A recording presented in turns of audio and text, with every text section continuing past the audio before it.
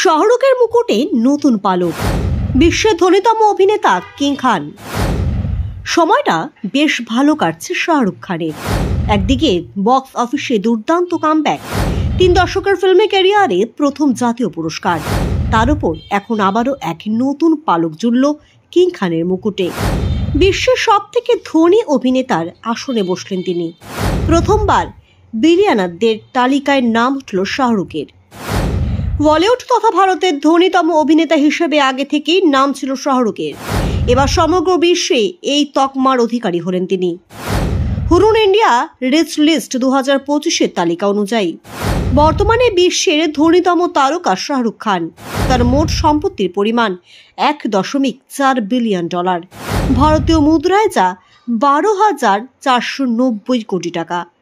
অভিনয় জীবনে 33 বছর পার করে ধন কুবেরদের তালিকায় নাম লেখালেন শাহরুখ। তালিকা অনুযায়ী শাহরুখের পরেই ধনীদের তালিকায় দ্বিতীয় নাম জুহি চাওলা এবং তার পরিবারের। তাদের মোট সম্পত্তির পরিমাণ 7,790 কোটি টাকা।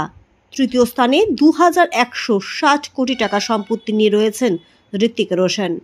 4 নম্বরে রয়েছেন করণ জোহর এবং পঞ্চম স্থানে জায়গা করে নিয়েছেন অমিতাভ বচ্চন এবং তার পরিবার। করণের সম্পত্তির পরিমাণ 1,880 কোটি টাকা।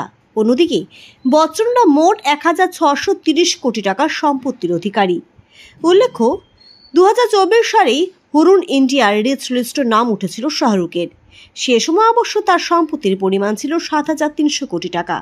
তবে এক বছরেই তা বেড়ে 12,000 কোটি ছাড়িয়ে গিয়েছে।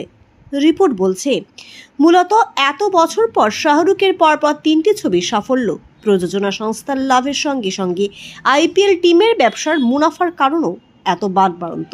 তালিকা থেকে যাচ্ছে হলিউডের তাবর তারকাদের সম্পত্তির দিক দিয়ে পেছনে ফেলে দিয়েছেন শাহরুখ। মার্কিন পপ গায়িকা টেলর সুইফটের পরিমাণ 1.3 বিলিয়ন সম্পত্তি।